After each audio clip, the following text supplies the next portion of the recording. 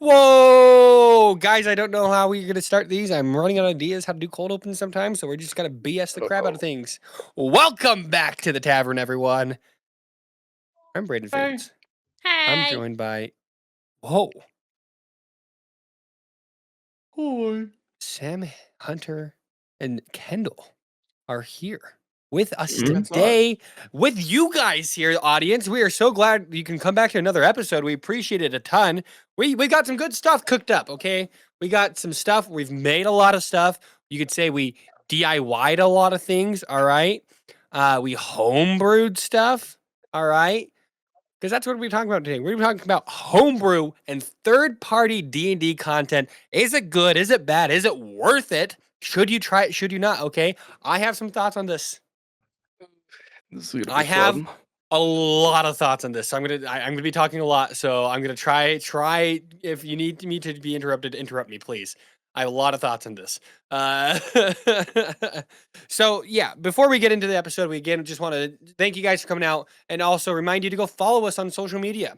We are on YouTube, obviously Spotify if you're listening here, and obviously YouTube, depending on where you listen. Instagram and TikTok. You can follow us at Beyond the Tavern Wall. Hit us up there. Give us a follow. Give us a shout out as well. We'd love to talk to you guys and hang out with you guys there. So let's get into the episode, okay, guys. Well, let's talk real fast. How many of you guys Okay. consider yourself handy people? Handy man, handy woman?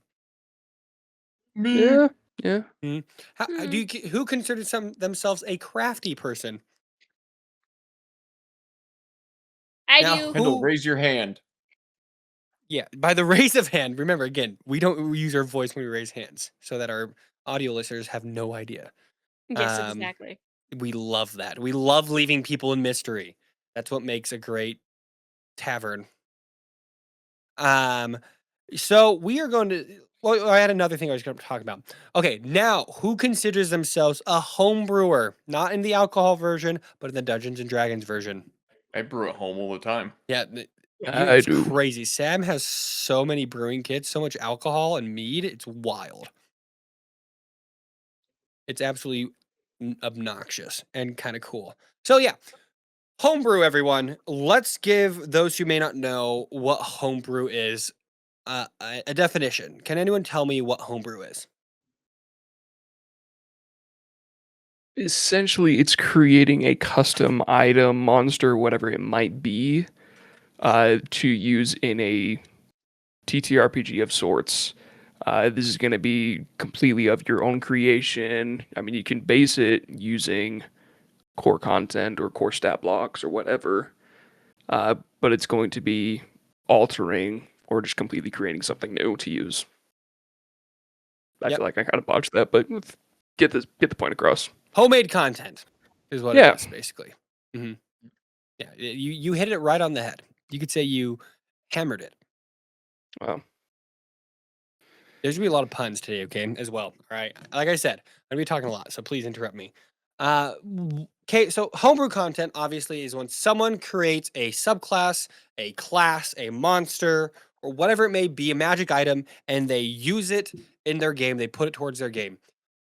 What are your guys' thoughts? Tell me your guys' thoughts on homebrew and third-party content, because I guess we should maybe differentiate. Homebrew, when we're talking about, is non-official third-party content. So, like, if I were to create something, or if you were to create something, if Kendall was to create something, if Sam were to create something, that's homebrew. Third-party content is like Griffin's Saddlebag and official content on D&D Beyond. I think that's a way to differentiate. Or just other source books that are Or not other published source by books. Wizards of the Coast. Other published books that aren't done by Wizards of the Coast, right? So what are your guys' thoughts on those? Yes. Yes. Tell me your thoughts. Watsy, thanks for the guidebook. We'll take it from here. Pretty That's much. my thoughts. Yep. Because I mean, it's the core rules are a great start. They're a great way to get things set up. They're a great way to give a bunch of content for players and DMs alike to use and reference. However, sometimes those pieces of content don't necessarily scratch the itch you're looking for. or fulfill what you're trying to throw at your players. I mean, for both of the one shots I've done, I've gone and I've homebrewed monsters to be kind of that final boss because I had a specific idea for it that there was no monster I could find in the monster manual that kind of filled that. Mm-hmm. Mm-hmm. Okay. Sam, Kendall. I guess Sam, you said yours. Kendall, you have any thoughts on that? Thoughts on those? Yeah, I think homebrewing and third-party content is great. Especially with when you're doing something like a TTRPG. I think the more collaborative and the more creative you can be in it, the better.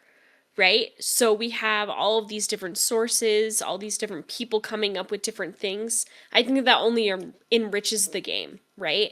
Because I'm not saying that there's not enough content in D&D just by Witches of the Coast. There's so much content that we can do, but like Hunter said, there's a certain itch that you want to scratch. Like, for example, I don't know if this is a source book or not, but I would love to have like a Atlantis campaign in like an Atlantis setting. Trying to You think if know? there. I think Storm King Thunder. There's not like an Atlantis setting itself, but I know Yeah. Storm King's Thunder does have a city underneath the sea. Yeah, 'Cause but that's where storm giants lie. yes. But what I'm saying is just Yeah. something that it has its own, maybe like there's a new class with that as well, or a subclass, or like a new species, something like that, Mhm. you know? Because when we expand the world of D&D, it only makes it better and more enriched. There is you'll like this one. So there's a content creator, Madaloon. She's friends with like Diana and Hannah. She's the DM for Diana and Hannah. They're doing Chains of Asmodeus as of this recording. She just released a Kickstarter. I believe it was her. I should double check. But it's there is one, and it's Percy Jackson, like based off of like Percy Jackson. Kind of And I that wasn't stuff. invited?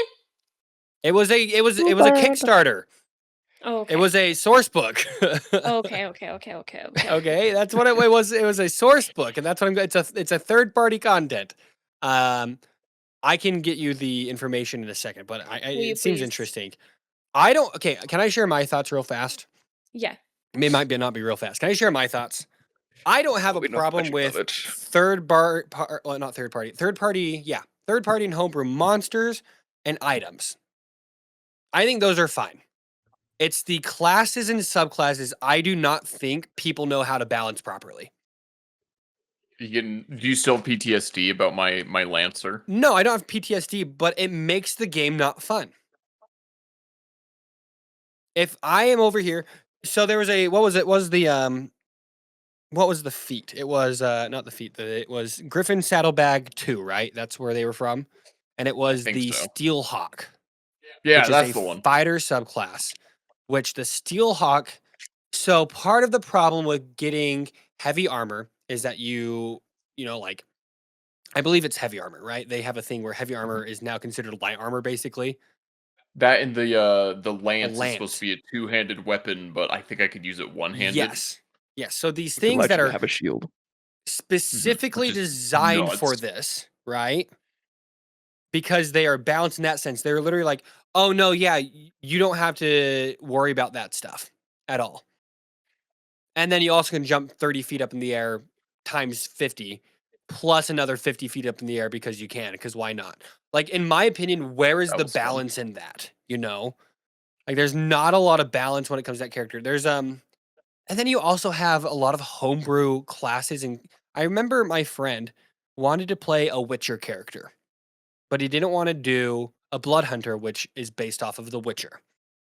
Fun fact. I think Matthew Mercer made the Blood Hunter for Vin Diesel. I don't think it was based off of The Witcher. It was a different movie that Vin Diesel did. It was, so I think it was inspired by The Witcher. It wasn't based off it. It was I think he did The Witch, is what that movie was. But I believe it was. I'll look it up. I believe in the end, it was based off of like it is a Witcher-esque character. I'm not sure. I could be wrong. You could I be don't wrong. But where was I going with that? He wanted to play Witcher, my friend. Mhm. He showed me the stat block he found on Reddit. I Reddit's a was good new place to DM, go for that. and I was just like, I don't trust this thing at all because I was looking over. I was like, this just feels way too powerful, like way not balanced enough. Because when Wizards of the Coast makes stuff, you have the Unearthed Arcana that players play through, and they take feedback, and somehow the World Tree Barbarian still makes it through.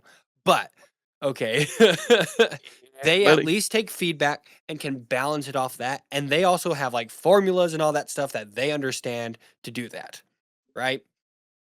I don't think third party and homebrew people always understand how to balance it with what Wizards of the Coast is giving you the blueprint for, which then makes those third party stuff a little bit too OP, which then could possibly ruin the fun for the rest of the group. Okay, that's fair. Yeah. I see where you're coming from, definitely. Because and like I said, I'm not against the stuff. I just think things need to be balanced in the end. Like, I think it needs to be fair enough for everyone where, like, let's say Hunter plays a third party person and then does 200 damage a turn at level 3. Like, where's the fun for that if I'm playing a champion fighter, right? Like, there needs to be a balance where every single class and character have the opportunity to shine in whatever role they need to take. And I don't believe all third party classes and subclasses specifically allow that.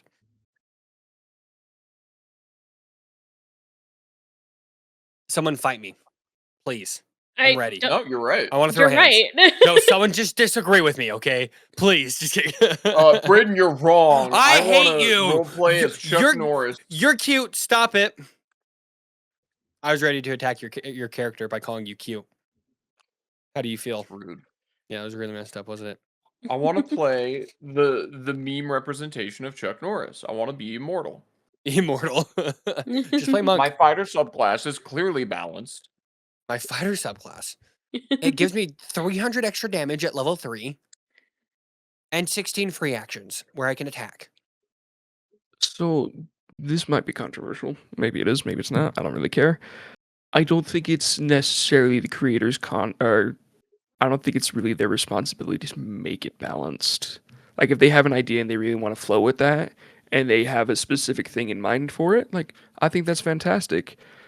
What I think needs to happen though is that as a DM, I know it's additional work and it can be pretty tedious, is to go through and review that, make changes as you feel is necessary to allow for it to be what you would consider to be balanced for your player to use. Are you talking about classes or monster or I'm thinking more so along the line of classes and subclasses because items are going to be a little bit more weird trying to balance those out. Because those, if it's a very powerful item, you could just not give it to them until they're a certain level. Yeah. I hard disagree with that. And you know, That's so it's fine. going to be a hard hot take. I think if you are posting something that is supposed to be for D&D, you should try to make it balanced for the game of D&D instead of your power hungry fantasy of, I like, you can still make something in your vision balanced. Yeah. If I'm over here just being like, oh, I want my character to be able to do a two-handed backflip at level 1 and do 300 extra damage. I know that's an absurd over-exaggeration, right? But if I want my character to be super duper OP just because I want to, I don't think that's fair at all. And it should not be on the DM to then have to balance your class. Because And then again, I could also say you could just go and ban that subclass then. Because I mean, there are definitely people out there. I know I'm one of those people that would love that kind of thing where it's just a huge power fantasy where I just have this super strong character. Like huge fan of the God of War franchise. I love a lot of Star Wars games. I love Destiny. These things where I just make my character as strong as possible to just do insane things, and I would love that. But I understand that that's not what I'm going to be doing in this kind of D&D campaign. That's not what we're going for. But I still think that those types of things can and should exist for those people that want that. And they can in a balanced climate. And see, I get where you're kind of trying to Mhm. hit, but at the same time, it's you want this absurdness to it, like absolutely absurd. You want that power, even though you want like the Star Killer level of thing, where it is just like this dude came out of nowhere and all of a sudden he's killing freaking Force ghosts. Hmm. Hmm. Like that's what some people want to see. And in my opinion, that is not how you should play D&D. Like Yeah, you've got your view. personally, yeah, no, That's that's fine. fine. And I'm not saying your view is wrong. I just I know. coming from like in my perspective, it is not a I myself am the most powerful person. I myself D&D is not a solo game. It's not a video Mhm. game. It's not something to be beaten. It's something to be enjoyed and experienced, right? And I don't Mhm. and I think there is a healthy way to do that. I mean, think of like the World Tree Barbarian. Mhm. We talk about that a lot. It's OP. Okay, It's crazy. it's OP. It's not balanced. You can make a powerful character within the bounds that Wizards of the Coast has given you, to Mhm. that extent of being Star Killer. Strider is that problem a little bit. Is he though? Strider did 100 damage plus in one turn to a CR-23 monster.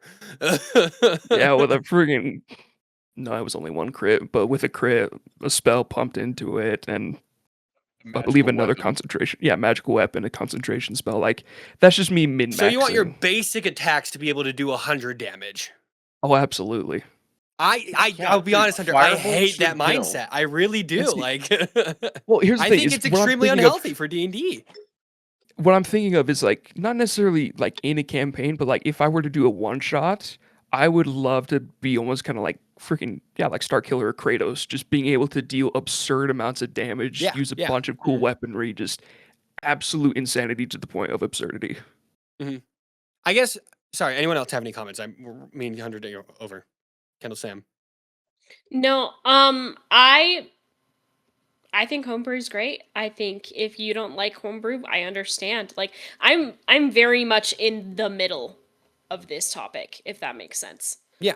Yeah, Mhm. so I'm not like I don't have an argument if that's if you if No. you get what I'm saying. But yeah. No. Yeah. Yeah. I get what you're saying.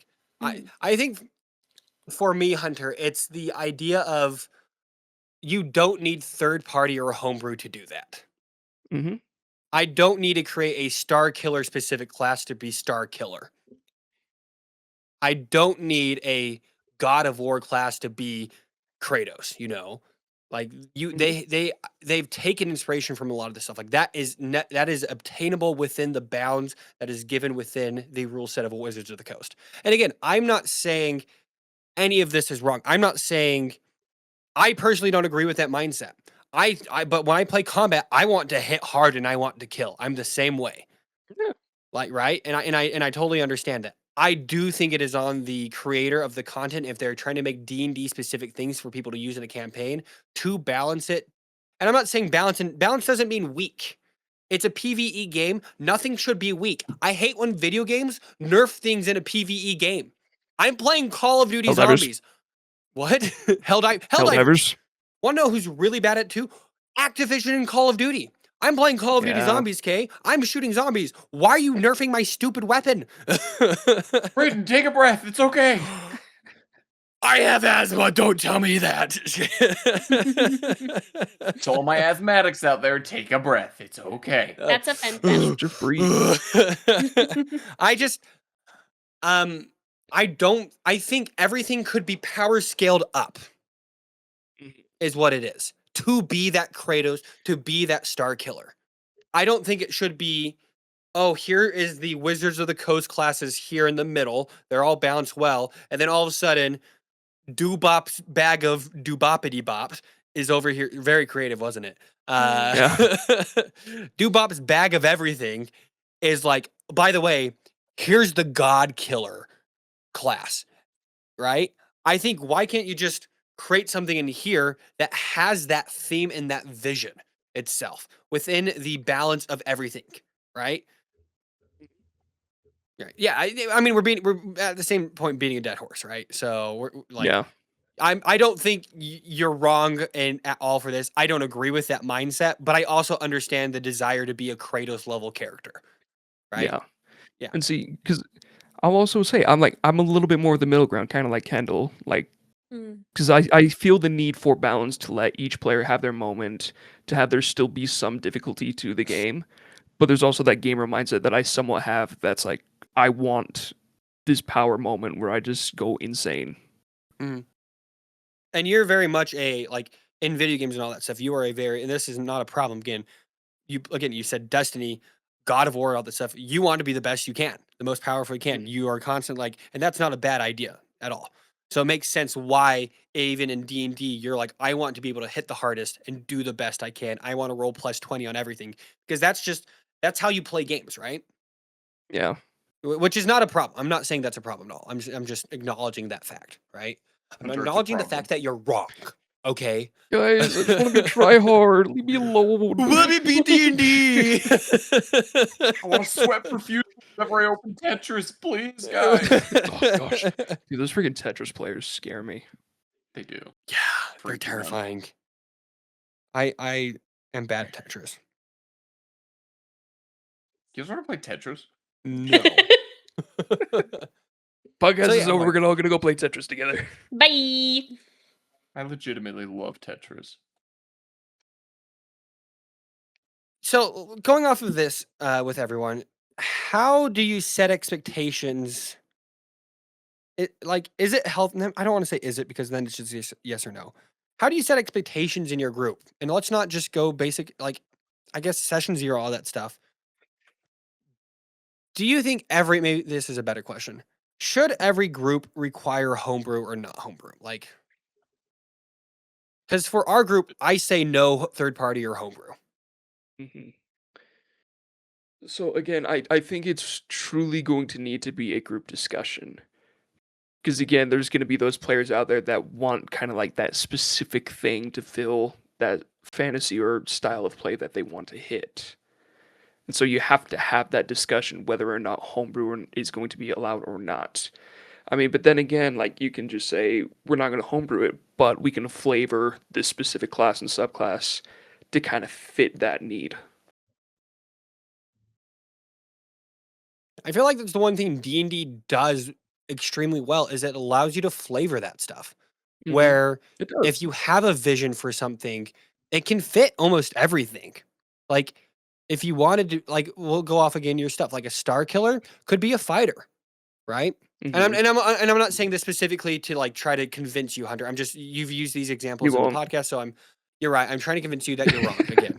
Yeah, you forget that I'm right, you're wrong. Everyone say it with me. Mm-hmm. No. Oh. I don't even know where I was going with it, I'll be honest. Like if you have a fantasy of a specific kind of power killer or not I won't say power Star character.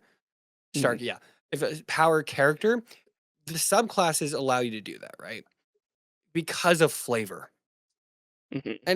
And maybe I just need to be better. I'm not good at homebrew. It's a reason I don't allow homebrew like classes and subclasses is because I don't understand what is balanced and what's not. And a lot of times when you guys fight homebrewed monsters, I just take a stat block.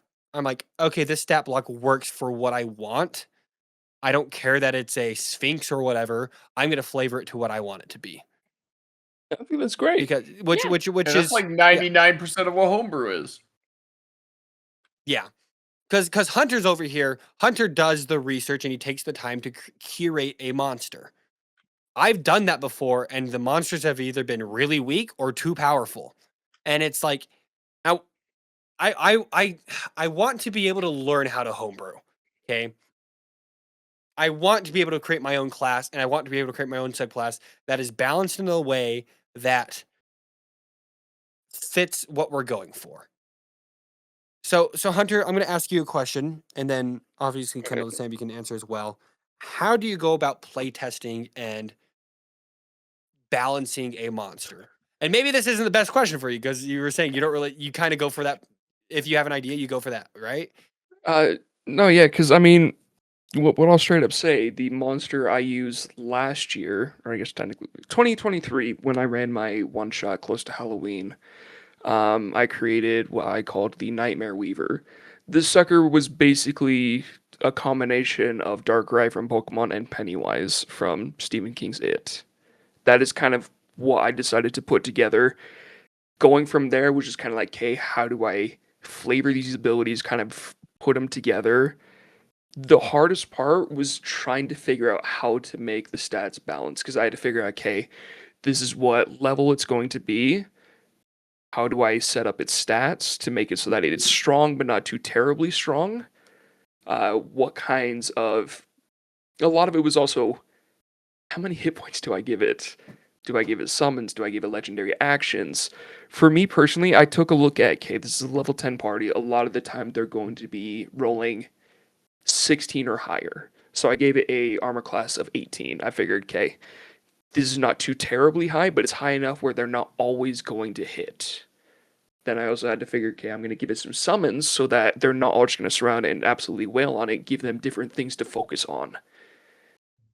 Then I also took the flavoring of Pennywise and Darkrai and put it into one of its key abilities, which I just called the Symphony of Screams, where it was basically, I'm going to pry into your mind, figure out what you are afraid of, and create a shadow manifestation of that, and you're going to have to make a wisdom save to see if you are scared of it. Just a bunch of different processes really went into this to make this fun little creature, which I actually, if I do a campaign, like, there's going to be a lot of them. Because they're essentially the Joes of Hell. But anyways, it took a lot of time and kind of doing a lot of weird little mathematical equations to figure out how is this going to work? What's its average damage going to be against our players? How's it going to compare to the average hit points that a level 10 party is going to have? It's complicated. But with enough time, you can kind of get a good sense of what works and what doesn't, but be ready to change things on the fly. Yeah. Because that's always the biggest thing is, Sam, you are like blurry. My You are Yes. unable to be seen. right. Let me just do a little camera reset here, or should I just? A lovely It's palm. interesting. In the Oh wow, yeah, I am yeah, unable to you be are seen. That is unable to be seen. I also wonderful. kicked my light. Yikes.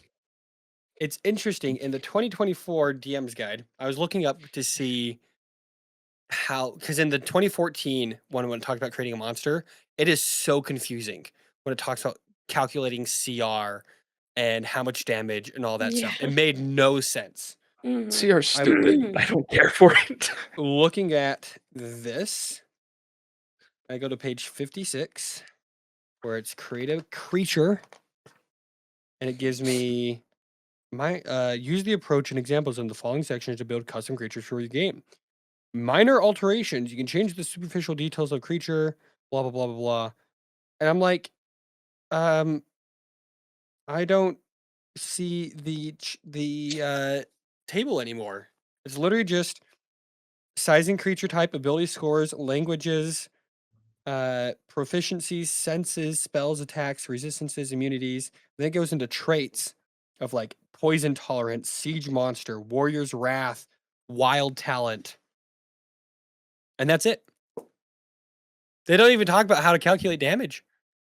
Yeah, so what I will recommend, and something I did do a little bit, is you also go and look at other monsters that are of that CR rating, kind of get a Yep. feel of, all right, these are physical attacks.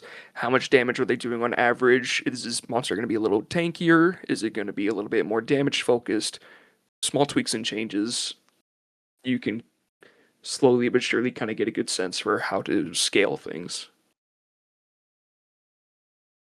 A lot of it's just in play too. Like especially if you have like a magic item, there's been times where I'd be like, hey, I feel like this magic item I've homebrewed is a little bit too big. We're gonna tone it back a little bit. And I think players should understand that the DM's not perfect Yeah, enough. Yeah. Perfect enough. But be like better. be better DMs. Get it right on the first try. We live in the 2025 year. We live in year 2025, okay? You got to be perfect at this point. This game's been out for 50 years. This is coming out in 2026, by the way. I'm living in 2025 right now, okay? In bad. 2026, okay? Well, Get with the apparently this is times. coming out in 2026. I wasn't told that till just barely. It's 2026. Yeah. So like, allow your DM to also just tweak things when it comes to like Mhm. magic items. I feel like a lot of times when we think of homebrew, we think of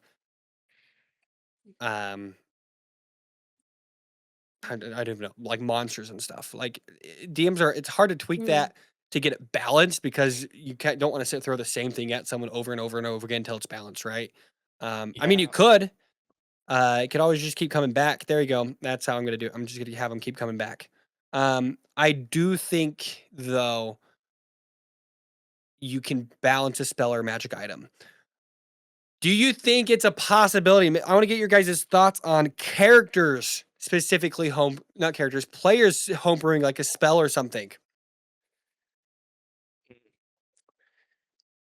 So personally, spells I think is an interesting way to have a player homebrew.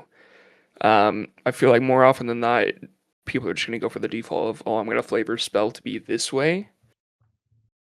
Going through and homebrewing a spell is going to be much more difficult, and you're gonna have to really get into the details with the player that's coming up with it. Like, hey, this is going to be an action. What level spell is this going to be? How much damage is it going to do? What kind of damage does it do? What status effects does it have? Like, get into the details. Try to scale it to be of spells that are of that similar level in terms of damage. But I feel like for most of the time, if a player is going to want to do something new with a spell, just kind of flavor it. You could say, hey, you can have this spell and I'll allow it to be changed to this damage Do you instead. think that's more difficult than a monster though? Creating a I think a spell? monster is way more difficult. Well, I don't know. I'm kind of spells are weird for me. I look at the list and I already can kind of find one for everything, and like if I need to just change the damage type, I can. I haven't delved into making spells. Monsters, I had a little bit of an easier time, at least with the 2 or 3 I've created thus far, than I feel like I would having created a spell. Okay. Because personally, I'm gonna want to throw in like material components, like a bunch of random crap to make it What's the cool random and pun I detailed. can create for this? I freaking For the love how for material pretty much components. every freaking spell that has missed that material episode, components, man. some You missed kind of it. pun. I know, and I'm sad. It was such a good episode. Kendall, you looked like you had some thoughts on that. I was watching your face. Yeah, I feel like you with spells, I feel like you can just I'm sorry, right there. Excuse me. I feel like with spells you can do the same thing like with Hunter was saying about with monsters, right? You look at this spells that are similar, and look at the device or not device type, the damage type that you would want it to do, and sort of like base it off of that, but make it its own thing. But yeah, I think if you have reference points that and you make sure the reference points are balanced, I feel like it would be a lot easier, you know. But that's just me. Did you guys know that technically you're not allowed to change a spell's type of damage? I did know that, False. yes. Sorcerer's Burst. In like fireball. I could not have Wizard of the fireball Coast. and No, I know what you mean. yeah, I was yeah, just yeah. being a little butt. and make it ice. There's a little bit of me that's anal about it. Like, if you're gonna call it fireball and it's gonna be ice damage, just call it snowball or something like that. Like, but then Mhm. that's the flavor, right? That we're talking Mhm. about. So I think that is an interesting. Like, they specifically said you can't do that. So We paid for the book. Let me do what I want with the rules. Mhm. yeah, Exactly. this Yeah. is my book, not your book anymore. I own D&D. Again, I'm not anti homebrew. I hope you guys don't think I'm anti homebrew. I think homebrew has a place. I think with monsters and all of that stuff, it makes sense. I just don't do it because I don't understand it. Like, I don't understand the balance of it all. I That's have fair. thrown just random monsters, and I just kind of like, I'll be honest, a lot of monsters I give you guys, I kind of just make up the stat block on the fly. Mm. It's more like, yeah, he has claws. Okay, his claws will do, we'll do like 46 damage. Oh, that didn't work. Oh, dang, his claws, they didn't know what I rolled behind my thing. They now do 10d6. Oh no, I just really rolled really bad on the first one. I have never done that like drastic before, but it's kind of like that where it's just like, okay, like you homebrew on the fly. Like a DM's got to be able to adapt, right? So like, oh, they're destroying this monster way too fast. I'm gonna give it 50 more health, just so then it's a little bit more pressure. Okay, I feel like they should have this world-ending event. Not world-ending. Like this monster could have like this potential thing, or if they do too much damage, it explodes or whatever too quickly or whatever. Like there are some times where like I do stuff like that in game, or I give it an ability. Like, oh, it's now. Oh, you guys have been doing too much. It's below half hit points. Okay, here you go. This is now going to do more damage now because it's enraged or whatever. Like homebrewing right in between. I just don't know how to homebrew 100%. So if anyone wants to teach me how to homebrew, please, like I would love to. I want to traumatize my players with terrifying monsters that are in my head. Winnie the Pooh, You want me to? Oh gosh, but a polar that's bear. a CR30. Yeah, CR30 Winnie the Pooh. Oh no. Yeah. Have you guys had any experience with like homebrew or a third party that's gone off the rails? Personally, Oh, no. gee. Man, that one shot with a certain Lancer was crazy. We talked the Steelhawk Lancer that we brought up earlier. It just It was wild. It was fun for a one shot. Dealing with it as a DM, I could see could be a little nightmarish for a long term campaign. I think that's what it is, Hunter. It really is like I could deal with like powerful characters like that for a one shot. Mm-hmm. That's fine. That's One fair. shots I don't Yeah, care. that's fair. I do not care what happens in a one shot. It is a one shot. It is there to have fun. Usually when I do a one shot, if it's like not on podcast, it's more just I need a break from the main campaign and I want to do Yeah. something different.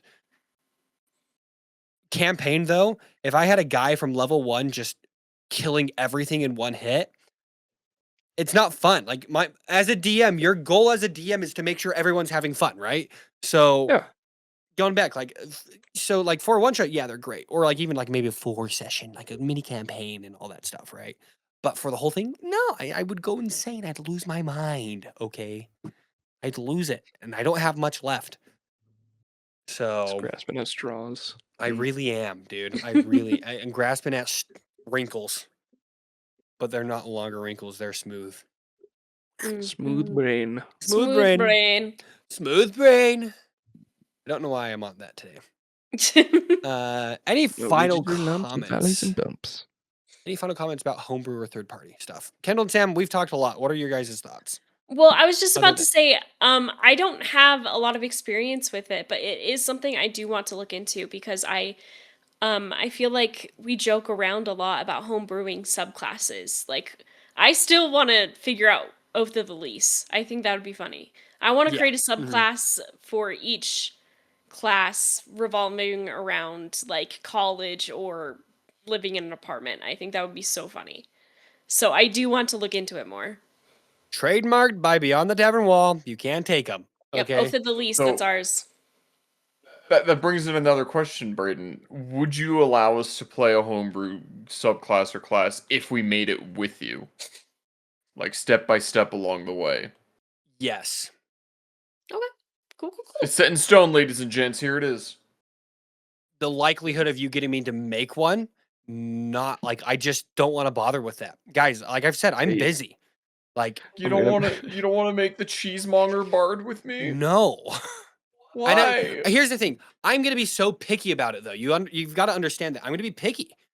It's gonna have to like make somewhat sense in everything, right? Because Yeah. if I'm over here just like, okay, well, oh, you want to make that class? Okay, well, the arcane archer of the fighter is the same exact thing. just play that instead, you know? Like, I think subclasses are a little bit I don't know, like, and also subclasses and classes are just difficult to make because I feel like, um, Wizards of the Coast have kinda covered the basis of everything, you know? Yeah. Like, let's try to think of one right now. What is a class that is not covered in D&D, and why is it the Titan from Destiny 2? Jeweler Artificer. Where's that? What would that do? Like, a jeweler Ooh. artificer? Like, what's the Making specific magic artifacts, specifically wearables, like rings and such. why just flavor your character like that? And they can already do that. Literally part of their class, artificer subclass, is to create magical items. By that case, well, by that standard, you only need one fighter subclass. You just flavor it The differently. wizards aren't fighters, though. A jeweler artificer, they can already make magic items that are wearable. So, like, I think if you were to bring that up to me, I'd be like, what is unique about that subclass specifically that provides something that the artificer doesn't already provide? Mm, I don't know. Like, that's what you have to do if you're creating a class or a subclass. What is the thing that is Mhm. missing within D&D or this specific class that needs its whole thing built, right? They're coming out with the psionics. It may already be out by the time this is posted. Check. I don't know when it's coming out. I probably will come out in like 4 months is my guess from now. So probably April. Something. I don't know. I don't understand I hope what they do is they get rid of this psionic. I guess no, it doesn't. I don't know. They already had like psionic subclasses kind of deal. They did. They did. And then it's like, oh, let's just make this into a class at this point. Right? So, no, like, general question, is there like a class or a type of skill you guys feel like D&D needs to include as a class? Where's my speedsters at? Yeah. Monks. No, yeah, you could totally flavor a monk to be almost like a speedster-esque character. I'm not trying to be like, this is just like me as a DM. This is my thoughts with it. Like, and I told you I'd be Mhm. picky. So, like, why a speedster? A monk's running 120 feet per turn anyway. So they're a speedster right there. Now you can do more with it. Like, and I would also be like, speed is not that great of a. You'd have to do a lot. Like, this is where you go down. Okay, what would be their level? What would be their archetypes? Okay, one of their abilities is if they move 20 feet within a turn, they can do some sort of extra damage on their punch because they're moving so fast and can just punch or whatever with their weapon. You Yeah. know, just that extra damage behind it. You know, that's what it's got to be. Like, at least if I were to homebrew something with you, come to me with a concept instead of just saying, "Oh, I want to make a speedster." Okay, what about the speedster do you want to do? What niche do you feel like needs to be met? Right. That's what homebrew I feel like is. It's meeting a niche that isn't met. Mhm. Thoughts, comments, rail me if you need to. Not in that way. Make it fun as possible. All Or if you right. want to. Well, Oh ho ho ho ho ho. Oh ho ho ho. no, we don't need to do that. We don't need to do that. That'd be disgusting. Well, if that's everything, y'all, let me write down one more thing, and I'm not going to show it to the class. Ew. Rude. Okay. We are going to end our tavern talk tonight, our episode, our podcast. I am appreciative of all of you, and I enjoy doing this podcast with you guys. I really like getting your guys' thoughts and opinions out there, and being able to talk about them. Hunter, I hope you feel like I hate you because I do. I already knew. Yeah, It's all good. I just wanted you to know that, and I wanted to specifically get it out there in this episode so that you understood my feelings towards you. Then you'd also understand that hatred, the opposite of love, is indifference, not hate. So therefore, I love you. Thank you for coming to the Okay. podcast, everyone. I appreciate you guys a ton. I don't know where I was going with that. It might be cut out. I don't know. Bro was Um, grasping at straws. I do believe the opposite of love is indifference. We can talk about that after the podcast. If you're not following us on Instagram, TikTok, or anything like that, YouTube as well, you can follow us on there at Beyond the Tavern Wall. We'd appreciate you guys hanging out. If you're not following us on Spotify even, give us a follow there. We'd love to have you guys and see you and chat with you when we can, right? If you have any questions, comments, or suggestions for episodes, you can reach out to us in our DMs on TikTok and Instagram, or you can shoot us an email at beyondthetavernwall@gmail.com. And as always, like we talked about last episode, we are level 20 adventurers. We got to give our young adventurers here in our podcast, in our tavern, a side quest. Sam, guess what? You have the side quest today. That's me. Yeah. I would say that your quest, which you have no choice but to accept.